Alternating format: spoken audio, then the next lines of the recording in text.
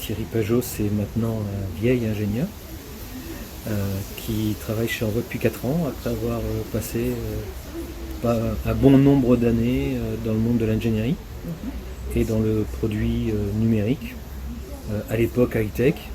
Et quand le PC a déboulonné tout ce petit monde high-tech, je suis parti faire de l'ingénierie dans les sociétés SS2I ou ESN, comme on les appelle aujourd'hui. J'ai rejoint Envoi il y a 4 ans maintenant, et j'ai eu la chance que le président me propose le poste de direction d'Envoi. Envoi, c'est une entreprise, donc à la base une association, mais qui couvre 2 entreprises, une entreprise d'insertion et une entreprise adaptée. Donc tous les services que nous abordons nous permettent de mettre au travail des gens éloignés de l'emploi depuis quelquefois très longtemps. Donc nous on vise plutôt une catégorie que je qualifierais de bac-2, bac+2, parce que ce sont les gens qui ont le besoin de plus d'aide. Bien sûr qu'il peut y avoir des difficultés pour certaines personnes, mais en nombre et dans les statistiques, typiquement une personne en situation de handicap, 80% n'ont pas le bac, parce que leur handicap leur a gêné ne serait-ce qu'à faire des études. Donc c'est bien ces gens-là qu'il faut aider à retrouver un emploi dans une entreprise adaptée ou une entreprise ordinaire. Donc l'objectif il est assez simple, qui m'a été fixé, c'est d'augmenter l'effectif d'Envoi. J'ai pris Envoi, on était un petit peu plus de 100. Avant le Covid, on était 130. J'ai pris Envoi, on était sensiblement une cinquantaine de permanents. Aujourd'hui, on est à peine plus de 50 permanents. Et la différence se fait exclusivement par des bénéficiaires, donc des gens que l'on accompagne sur l'insertion et sur la situation de handicap. On les accompagne comment? C'est assez simple. On a des contrats, on est donc une société de services qui apportons des services sur 4 thématiques métiers.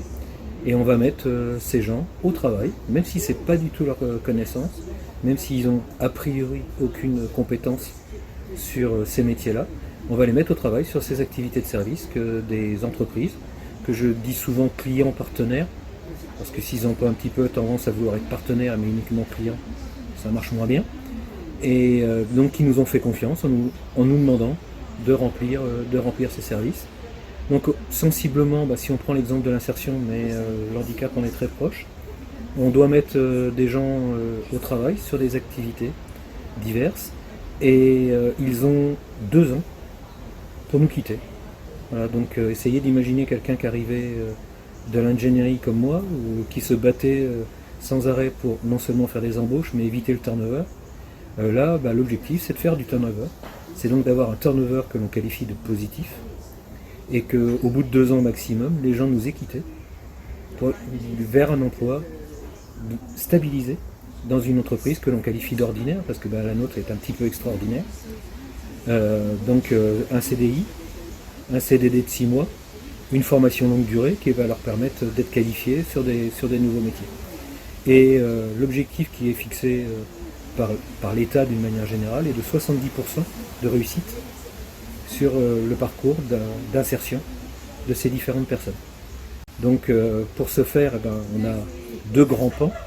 Les activités, je les ai déjà citées, et l'autre aspect, on a un accompagnement individualisé, donc finalement un service RH surdimensionné, qui vont accompagner les gens d'une manière individuelle, avec des rendez-vous réguliers.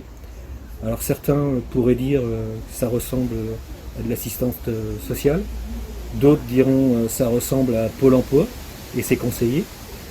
La différence, c'est d'abord nos conseillères en insertion professionnelle n'ont que sensiblement 30 à 40 personnes à suivre, ce qui est finalement un portefeuille relativement petit par rapport aux gens que j'ai cités.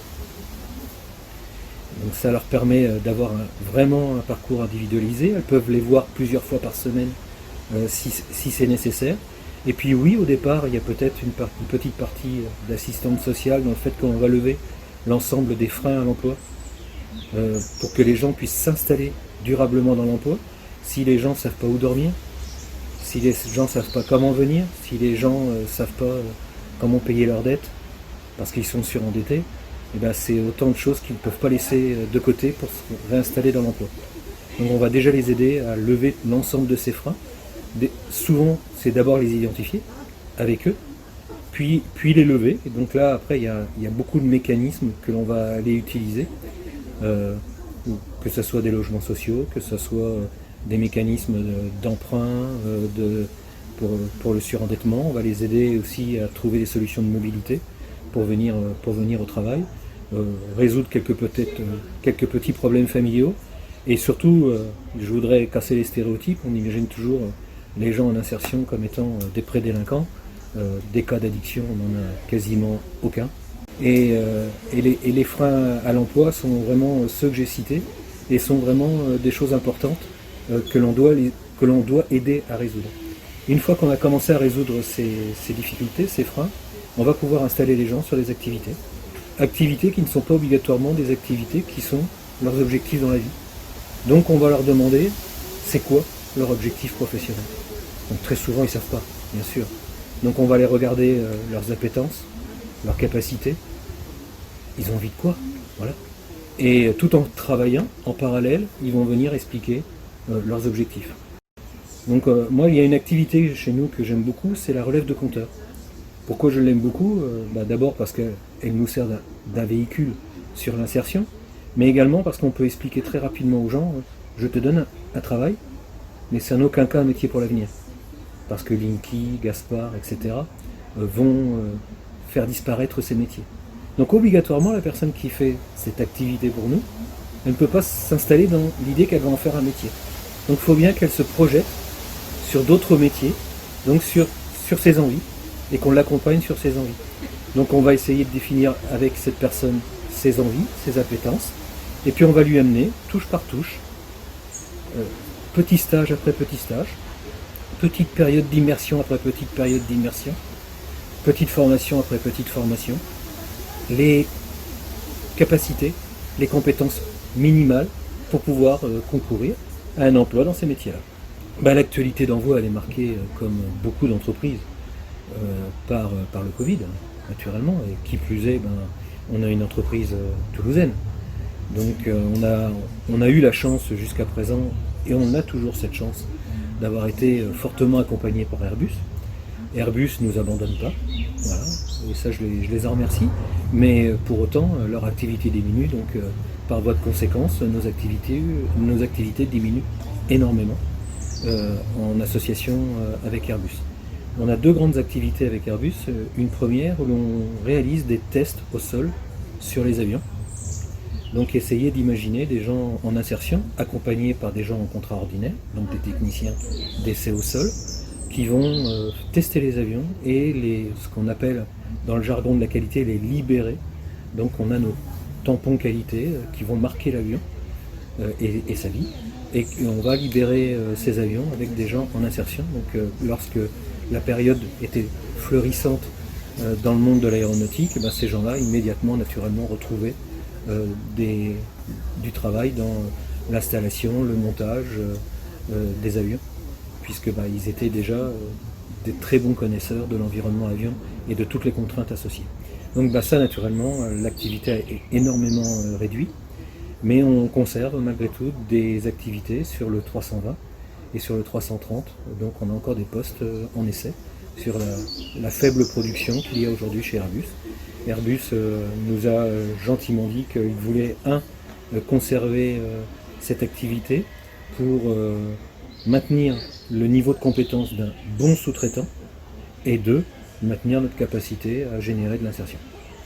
La deuxième activité que l'on a, la possibilité de gérer l'ensemble des PC utilisateurs, qu'ils soient techniques, administratifs ou autres, d'Airbus. Donc essayez d'imaginer qu'il y a 20 000 PC qui tous les ans passent dans nos mains.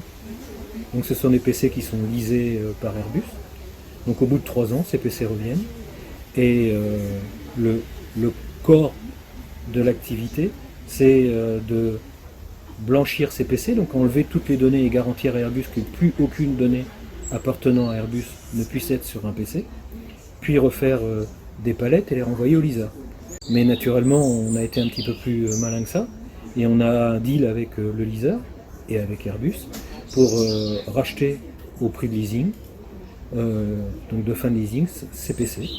Donc ces PC, on va les racheter on va les nettoyer, les remettre en état, on va les réinstaller, donc les masteriser à notre sauce, et on va ensuite les vendre dans une boutique, les vendre à des associations, les vendre à des centres de formation qui peuvent de temps en temps en acheter par grande quantité. Grande quantité à l'échelle d'envoi. Hein. Donc on vend sensiblement 3000 PC d'occasion par an. Et de fil en aiguille, comme on les a vendus en quantité à certains centres de formation ou associations, par paquet de 50, 100, ces gens-là nous ont dit vous êtes gentils, mais on veut notre propre master. Et puis sans d'un coup, faut nous aider à les déployer, faut nous aider à les installer, faut nous aider à les déclarer dans le réseau, etc. etc. Et de fil en aiguille, on s'est aperçu qu'on faisait assez aisément le métier de support aux directions de services informatiques. Et donc on a monté une activité de support aux directions informatiques. Donc on s'est lancé dans le numérique historiquement par la logistique, finalement, la logistique retour. Et de fil en aiguille, on est arrivé à être des spécialistes, si ce n'est des experts, de l'infogérance et de l'administration réseau des machines. Comment ça s'est passé? C'est les petits bonheurs de la vie, je crois qu'il ne faut pas se les cacher. Nous avons été invités par le SICOVAD. Voilà, j'ai découvert le projet en même temps qu'on nous a invités à y participer. Et on a été particulièrement ravis d'abord d'y participer, et puis qu'on nous invite, c'est-à-dire que si on nous a invités, c'est que les valeurs qu'on mettait en avant correspondaient effectivement aux valeurs de numérique responsable que veut mettre en place la crèche du SICOVAD. Et donc l'ensemble de l'équipe a été ravi, et naturellement on est d'un enthousiasme démesuré sur ce projet, parce qu'il vient un petit peu finalement récompenser nos efforts d'inclusion numérique. Nos efforts d'inclusion numérique, on les a d'abord commencés pour nous-mêmes. Je vous ai dit, on a des gens qui viennent de milieux que l'on peut imaginer défavorisés au travers de l'insertion et du handicap, et qui sont de ce fait éloignés du numérique. Donc on a déjà mis en place, pour nos propres collaborateurs, des mécanismes d'inclusion numérique, pour qu'ils puissent faire leurs propres démarches auprès des différentes institutions, ne serait-ce que Pôle emploi, Amélie, etc., pour pouvoir être finalement autonomes une fois qu'ils seraient partis de chez nous. Donc on leur a d'abord donné tous une adresse mail professionnelle. On communique avec eux sur ces adresses mail professionnelles pour leur donner une habitude professionnelle des messageries. On s'est aperçu qu'on était effectivement loin des usages d'Instagram ou des choses de ce type-là, donc il était important de les installer dans un numérique professionnel. Donc finalement, une fois de plus, sans vraiment s'en rendre compte, on a mis en place des mécanismes de médiation numérique. Étant assez proche de la mêlée numérique pour plein de valeurs associées, Édouard Forzy de la mêlée numérique nous a proposé de les accompagner à la création du hub RINOC, donc sur l'inclusion numérique, en apportant notre savoir-faire un petit peu particulier justement sur cette population éloignée de l'emploi, qu'elle soit pour des raisons de handicap ou des raisons sociales. Et puis au fur et à mesure qu'on a creusé, on a vu aussi qu'on apportait une solution vis-à-vis aussi de ces publics par justement ces PC de réemploi, ces PC reconditionnés. Ces PC reconditionnés qui sont aujourd'hui complétés dans la gamme par des GSM, donc des smartphones reconditionnés, et qui sont des bons outils également pour ces gens qui sont éloignés du numérique.